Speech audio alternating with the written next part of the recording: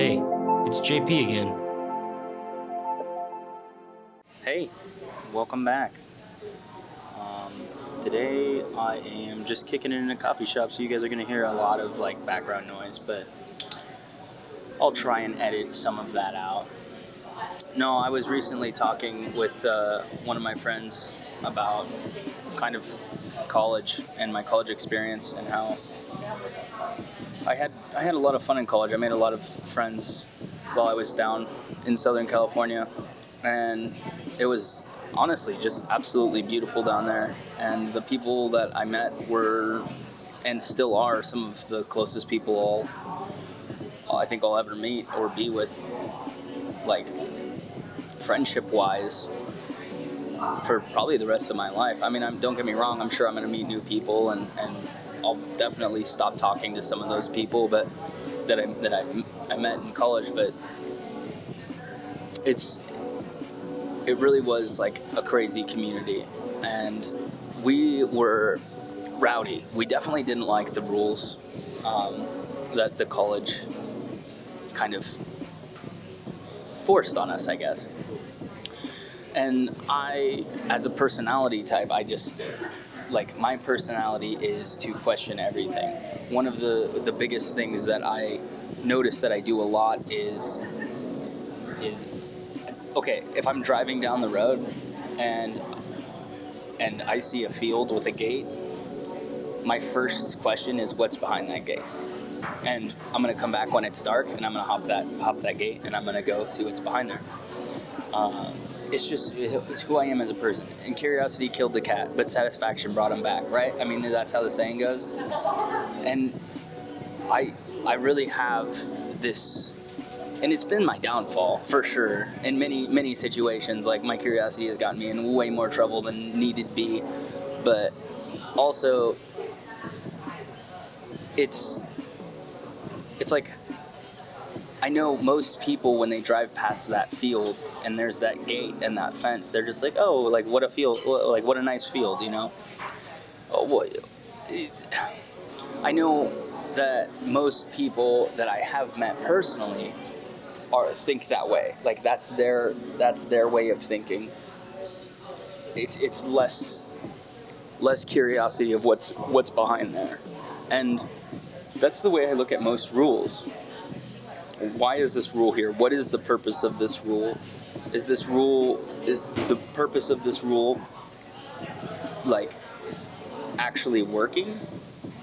Let's put it this way: there was no drinking allowed in my college apartments. But the thing is our college didn't actually have dorms. They rented out apartments from an actual apartment complex. And I was 22 when I was in college, so I was above the legal age to drink. And don't get me wrong, I signed the papers saying that I wouldn't drink in that while I was attending school there. But then it started to be, okay, well, why is this rule here? Well, because there's minors and adults living in the same dorms, and if the adults have alcohol in the dorms, what's stopping the minors from drinking with the adults? And that's obviously a legal issue, and there can't always be someone there to watch and make sure. So what's the best way to prevent that from happening? Well, just no one's allowed to have alcohol in their dorms, and that's very normal for all colleges, I feel like. But the problem is our apartments weren't actually on campus.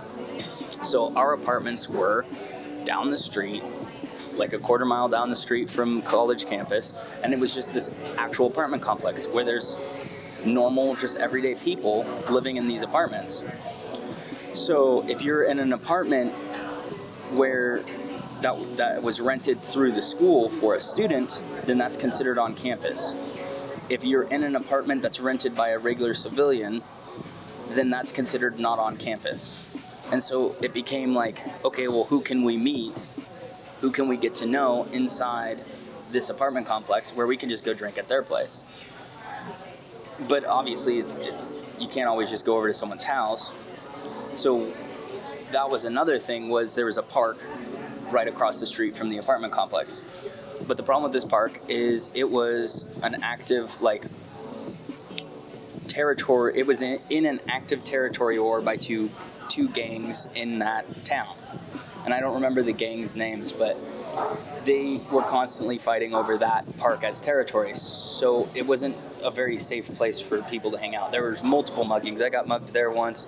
A couple of my friends got mugged there multiple times. But that was our resort, because if we got caught drinking in the apartments, then we could lose our scholarships. We'd get fined, in community service and stuff like that, it was just ridiculous. And so we would go to this park and we'd drink at this park, and dude, there were so many times where we'd get confronted by gang members being like, yo, what the fuck are you doing in our territory? And we're like, we're just college kids drinking, like, we're not part of like your enemy gang or whatever. And yeah, like, we got held up one time at knife point, me and a couple of my friends, and we had I just pulled cash out of my pocket after a while and like threw it into the street and was like, yo, there's cash, like, go grab it. And then they left us alone. They went for the cash, and then we just, like, walked away. But it was just like, because of the rules of the school, we were getting put in danger for doing something that wouldn't be bad if it wasn't for the rules of the school. So it's like, well, why are those rules there? Well, to prevent underage drinking. Well, there's going to be underage drinking, not in my group, but there's going to be underage drinking by kids going to a more dangerous area in the park. So why don't we just do something better, where it's like only 21 and up are allowed to room together, and then the people under 21 are allowed to room together. And then if you're under 21, you're not allowed to visit a 21 and up's apartment. And if you're 21, you're allowed to go to an under 21's apartment, and obviously you're just not allowed to bring alcohol there. So it's just little things like that, like quality of life improvements that make sense, that would have prevented a lot of problems from happening. And there were so many different scenarios where the rules were just actually causing more harm than they were preventing from happening in the first place. But of course, faculty being faculty, no one's going to pay attention to what the students have to say. We're just dumb students, and we need to just shut up and nut up and obey the rules. And so that is the end of my rant. I just at my core look at most rules and question their reason for being there, and if they're actually helping people. And here is Sam. I decided to try and go a little bit more of a Pixar-y style look with her.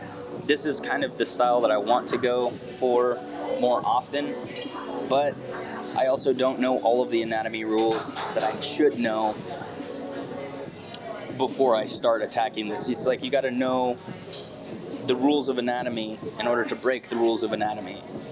And I still don't even know which rules to break, because I don't know the rules in the first place. And so that is something I have to go learn.